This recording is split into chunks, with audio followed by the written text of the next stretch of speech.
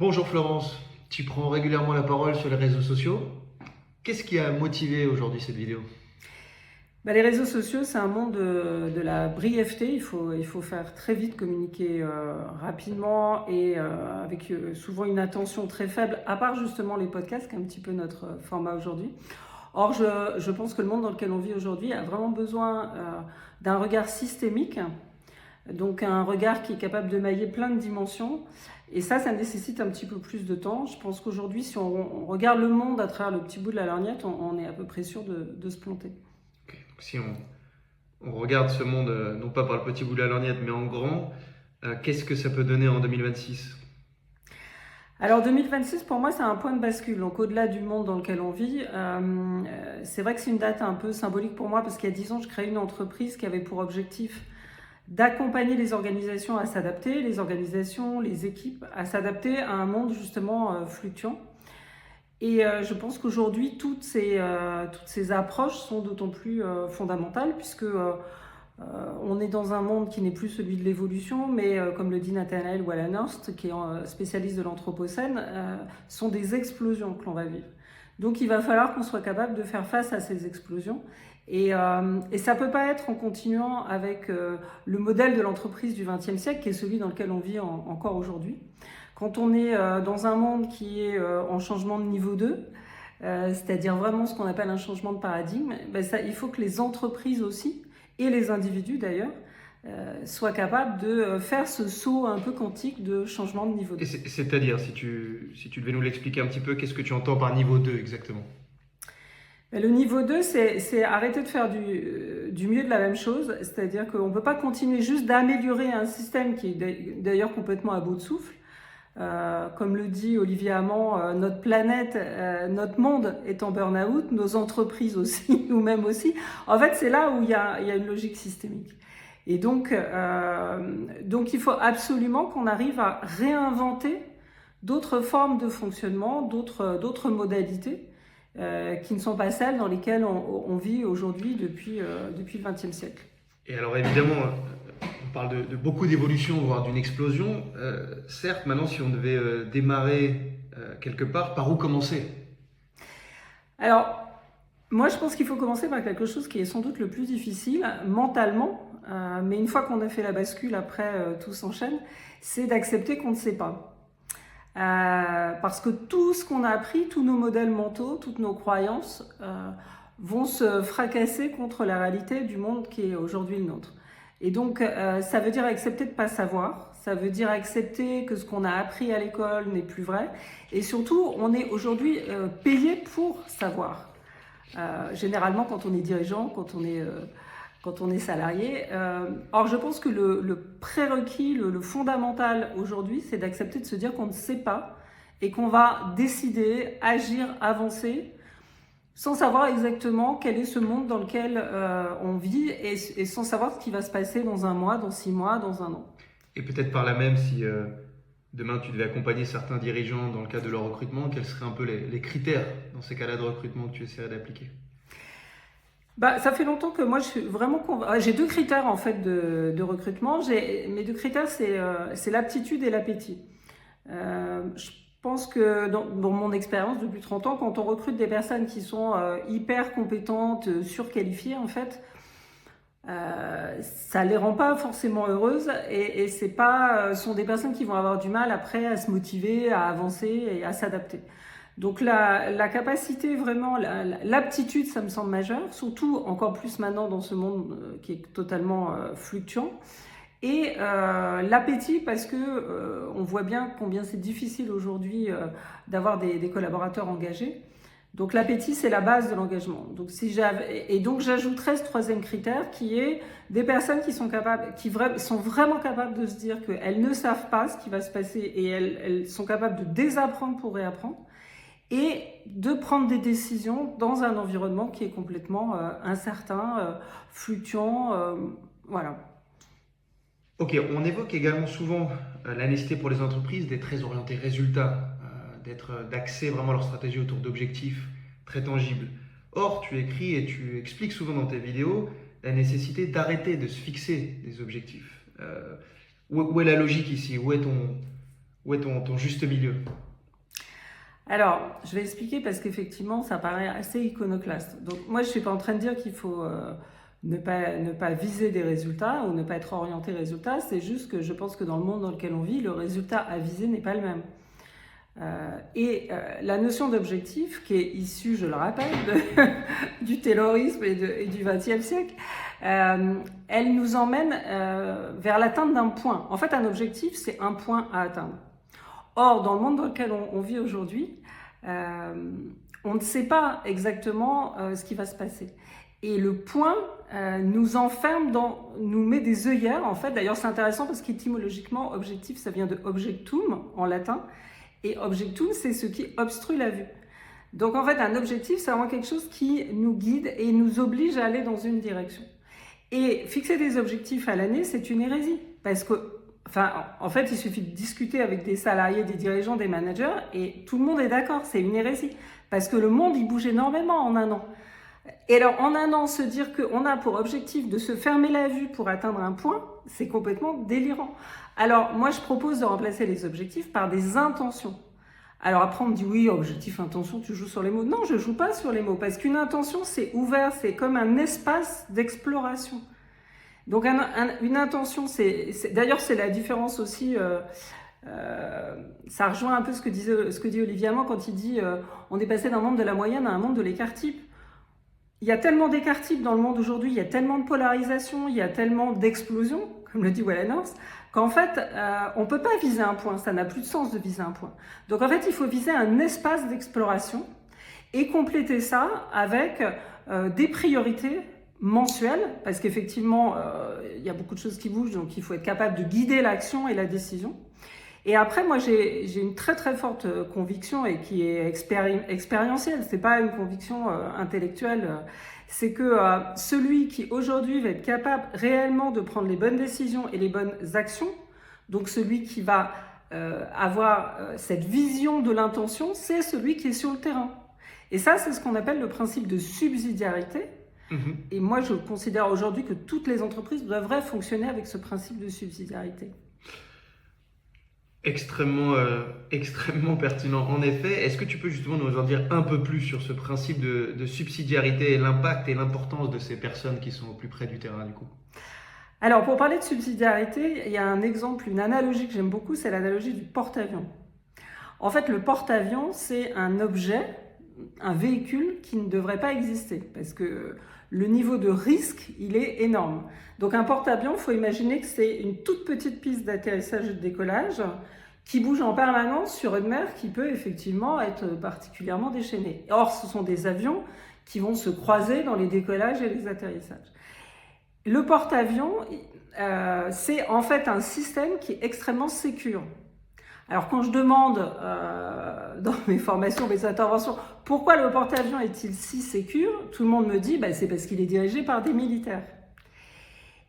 Et en fait, c'est vrai, alors bien sûr c'est vrai, et c'est vrai qu'il y a des règles, il y a des normes, il y a des procédures. Mais en fait, là où souvent on se trompe, c'est que qu'est-ce qui fait que ça fonctionne? C'est que le gars qui a 18 ans et qui balaye la piste, qui est là depuis 3 jours, il a la possibilité à tout moment d'interrompre un décollage ou un atterrissage. Et pourquoi? Parce que c'est lui qui voit, c'est lui qui peut voir qu'il y a une feuille, il y a un oiseau, il y a quelque chose qui est dangereux. Donc ça, c'est ce principe de subsidiarité qui est pas si facile que ça à mettre en œuvre. En fait, aujourd'hui, les entreprises, ou en tout cas au XXe siècle, ce qu'elles faisaient centralisation, décentralisation.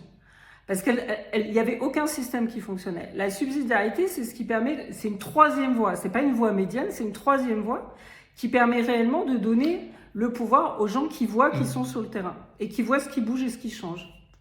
Ok, mais dans ces cas-là, alors si on reprend l'analogie de ce jeune homme de 18 ans qui balaye la piste, ça nécessite ce principe de subsidiarité nécessite une sacrée dose d'autonomie. Comment comment du coup amener, je veux dire, cette autonomie au niveau de l'entreprise et chez les salariés pour que cela fonctionne justement dans ce monde fluctuant qu'est le nôtre? Alors l'autonomie, c'est effectivement tout le sujet, et c'était pour ça qu'il y a 10 ans aussi, j'avais co-créé cette entreprise dans l'objectif en me disant si les salariés sont plus autonomes, alors ils pourront aussi appliquer un certain nombre de principes dans leur vie personnelle. Et en fait, ce qui se passe aujourd'hui, c'est qu'on est tous beaucoup plus autonomes dans notre vie personnelle que dans l'entreprise, où on est là à nous dire exactement ce qu'on doit faire. Donc l'autonomie, c'est un truc qui est compliqué parce que dès qu'il y a un lien hiérarchique, il vient réactiver la relation parent-enfant. Et quand je dis ça, je le dis avec ma casquette psy, mais je fais pas de la psychologie de comptoir. C'est une évidence que dès qu'on recrée un lien hiérarchique, on recrée le lien élève-prof, on recrée le lien parent-enfant. Et donc les comportements qui sont générés sont des comportements parfois délirants. C'est-à-dire on voit donc du type soit soumission, soit rébellion, soit enfant libre, donc indépendantisme, mais ça, c'est pas de l'autonomie. Et comment est cassé cela, du coup, pour réussir à amener un modèle qui fonctionne au sein d'une entreprise où on demande à la fois, mine de rien, une autonomie grandissante pour répondre à cette nouvelle réalité dans laquelle on se retrouve, et en même temps, arriver à combiner cela avec les obligations imposées par le dirigeant, par les investisseurs, par l'écosystème dans lequel on se situe en tant qu'entreprise? En fait, c'est plus simple qu'on ne le croit, parce que l'autonomie, c'est la liberté dans un cadre. Donc, en fait, moi, ce que je constate dans les entreprises, et j'investis beaucoup de temps là-dessus, c'est qu'en fait, il manque un cadre clair. Le contrat de travail, c'est pas un cadre clair, c'est un cadre extrêmement générique. Le salarié, ce qu'il a besoin de savoir au quotidien, c'est où sont ses zones de choix, ses zones de non-choix et ses zones de concertation. C'est-à-dire là où il va pouvoir discuter. Et ça, en fait, aujourd'hui, il y a des outils. Moi, j'ai créé un outil qui s'appelle la matrice des autorités et qui permet de définir ça. Et quand on définit ça au niveau d'un comité de direction et ensuite au niveau en dessous, N-1, N-2, etc., tout le monde a une vision à peu près claire de son périmètre d'autonomie et ça peut se revisiter avec le temps. Ça permet vraiment l'autonomie. Et après, évidemment, dans les pratiques, que ce soit managériales ou autres, ce qui est important, c'est en fait, le manager, à partir de là, il a deux rôles. Il doit s'assurer de la compétence, parce qu'évidemment, donner de l'autonomie à quelqu'un qui n'a pas la compétence, c'est un problème. Donc, il doit s'assurer de la compétence. Et il doit apporter du soutien dans les situations où la personne est en difficulté, où elle s'est trompée, Mais en fait, à partir du moment où le cadre est clair, encore une fois, on ne s'adresse pas à des enfants. On s'adresse à des personnes qui, tous les jours, dans leur vie personnelle, prennent des décisions sans que l'entreprise s'en mêle. Et comment faire en sorte que cette autonomie se fasse au service d'une entreprise qui se veut et qui se doit d'être le plus agile possible aujourd'hui? Alors justement, c'est ça qui est intéressant, c'est que l'autonomie, elle est au cœur de cette agilité ou de cette robustesse. Hein. Après, on utilise les mots qu'on veut. En fait, il y a une déconstruction de la notion de fonction et de fiche de fonction. Et c'est ça qui amène cette flexibilité. Pour le dire de manière extrêmement opérationnelle, un salarié, au lieu d'avoir une mission, il a des rôles. Le rôle, c'est comme une brique intermédiaire entre la tâche, qui est vraiment toute petite, et la fonction ou les missions. Donc un rôle, par exemple, moi dans mes entreprises, dans cette entreprise-là par exemple, j'avais 15 rôles. Donc il y a des rôles dans lesquels on va mettre de l'énergie tous les jours et il y a des rôles dans lesquels on va mettre de l'énergie 3 fois par an parce qu'ils sont plus exceptionnels. Donc un rôle c'est quoi? Concrètement, il y a un nom à ce rôle, il y a un titre pour qu'on puisse s'en parler, il y a une raison d'être, c'est à quoi sert le rôle dans l'entreprise. Et on peut ajouter, si on veut être un peu précis, 2 ou 3, ce que moi j'appelle des redevabilités. En anglais, c'est accountability, c'est de quoi le rôle est redevable en fait. Donc ça, c'est hyper intéressant parce que donc une même personne, supposons qu'elle ait entre 10 et 15 rôles, en fonction des besoins de l'entreprise, en fonction de ce qui se passe, en fonction justement de la crise, puisqu'on sait qu'il va y avoir des crises, on sait qu'il va y avoir des explosions, il y a des rôles qu'on ne va activer que en situation de crise, par exemple. Ok. Maintenant, tu évoques le fait que cette flexibilité, il est nécessaire d'appliquer au sein du salarié. Et pour le bien de ce salarié, est-ce que tu dirais que c'est nécessaire, mais pour autant non suffisant pour que l'entreprise, l'entité en tant que telle, soit flexible? On parle à l'échelle du salarié, mais quid de l'entreprise en elle-même? Alors, donc tout ce dont on a parlé là, effectivement, l'autonomie, les rôles, c'est nécessaire mais non suffisant, effectivement. Qu'est-ce qui manque? Il manque globalement une gouvernance qui est cette capacité d'adaptation et donc de réactivité, voire d'anticipation, de prendre en compte des risques, etc. Il manque un business model flexible. Alors moi, j'insiste tout le temps là-dessus et ça fait 30 ans que je dirige des entreprises et 30 ans que j'ai des business models flexibles. Dis-nous, Florence, qu'est-ce qu'un business model flexible? Un business model flexible, c'est un business model avec des offres qui peuvent correspondre à des situations de l'environnement, des besoins de la demande différents. Donc l'exemple le plus simple, c'est la saisonnalité. C'est si dans mon business model, j'ai des produits qui vont se vendre plutôt l'été, je vais aller mettre dans mon business model des produits qui vont se vendre le reste de l'année. Ça, c'est déjà une façon de faire de la flexibilité. Et après, l'autre façon de faire de la flexibilité, c'est d'avoir effectivement des produits et des services qui vont se vendre en situation, on va dire, un petit peu plus de croisière, et puis d'autres qui vont se vendre à des moments justement de crise, de difficulté, Et donc, avoir cet équilibre, c'est vraiment une façon de se prémunir de toutes ces amplitudes auxquelles on va faire face. En parlant d'amplitudes auxquelles on va faire face, est-ce que tu es en train de faire un cadeau aux dirigeants que de leur raconter tout ça en début d'année? La marche est déjà assez haute et puis les budgets sont pour la plupart bouclés en plus. Ouais, mais bon, c'est jamais le bon moment en fait. C'est comme quand tu dois sauter en parachute, plus t'attends, plus t'as de risque de te cracher. Donc, non, moi j'ai vraiment cette sensation, c'est plus qu'une sensation et je suis pas la seule à me dire que c'est vraiment maintenant. C'est-à-dire que c'est maintenant en plus, c'est quand même une chance extraordinaire de se dire qu'on peut réinventer l'entreprise du 21e siècle. C'est vraiment à nous maintenant de nous y mettre. Et on a parlé de réinventer les entreprises, les salariés. À quoi ressemblerait ou à quoi doivent ressembler ces nouveaux leaders également, ces nouveaux dirigeants, si on parle de leur réinvention à eux? Alors, ça c'est vraiment tout ce que je vous dis est pas sorti de bouquin, c'est vraiment lié à des observations et des analyses que je peux faire depuis 30 ans en accompagnant des boîtes à se transformer. J'ai vraiment, moi, la conviction aujourd'hui que le leader dont on a besoin, les dirigeants et les entrepreneurs dont on a besoin, ne sont pas du tout ceux d'hier. C'est-à-dire ceux d'hier, ils avaient la capacité à mettre en place des procédures, à faire du mieux de la même chose, à être dans la perfection et quelque chose qui s'améliore comme ça progressivement. Aujourd'hui, on a besoin de leaders qui ont la capacité à faire face à un monde complètement inconnu. Et pour moi, ce sont des leaders que j'appellerais atypiques et même neuroatypiques, c'est-à-dire ce qu'on appelle des personnalités intenses, des gens qui ont naturellement une capacité à résoudre des problèmes complexes avec cette vision systémique, une pensée en arborescence, une grande capacité à aller chercher des solutions nouvelles. Aussi des gens qui ont cette capacité à animer des tribus, puisqu'en fait aujourd'hui, on voit bien dans les organisations, il y a un vrai sujet. De turnover, d'être capable de donner envie aux personnes de continuer de venir le matin et de s'engager un minimum.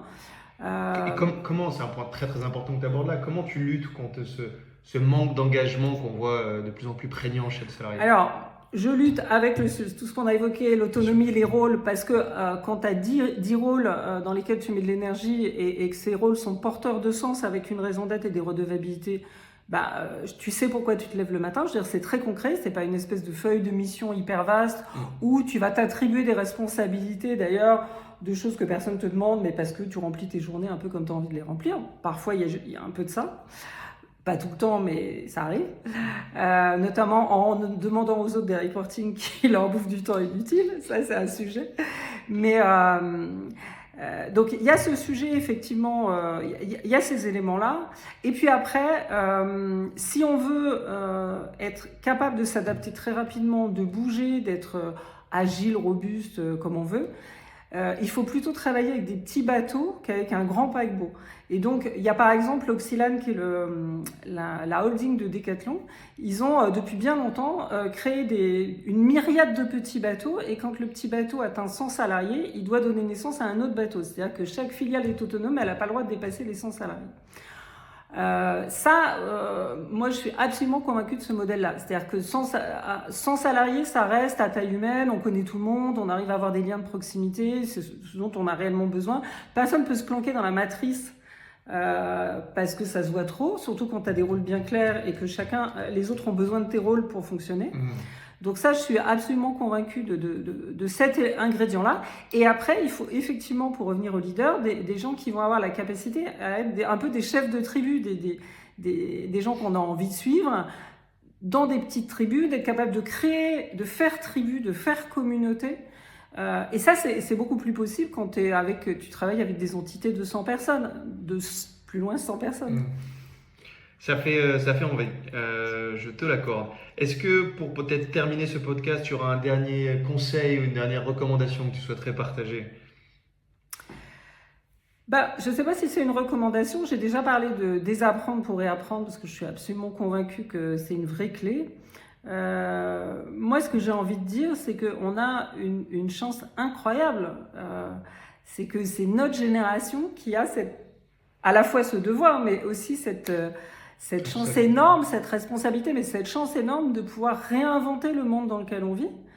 De créer un monde où on est plus connecté à la fois aux autres, aux sensations, aux vivants sur la planète, où on va pouvoir réinverser la tendance et remettre du vivant là où les entreprises du XXe siècle ont généré plutôt de la mort, du burn-out. Donc je trouve que c'est hyper stimulant de se dire qu'on a cette possibilité-là et qu'on peut le faire en s'autorisant à expérimenter, en lançant ce que j'appelle des produits minimum viables et même en créant l'entreprise minimum viable du 21e siècle.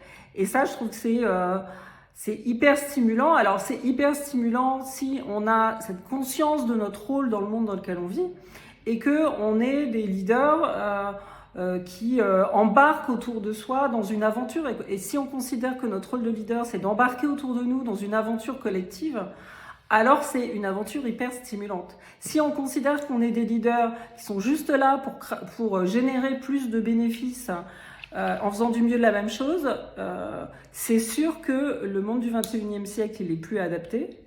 Et c'est sûr que ça va générer malheureusement beaucoup d'entreprises qui vont se fracasser dès lors qu'il va y avoir ces explosions dont on sait qu'elles vont arriver. Mais en tout cas, voilà, il y a pour moi, c'est hyper stimulant, c'est hyper inspirant et je vous souhaite à tous une super année 2026. Merci.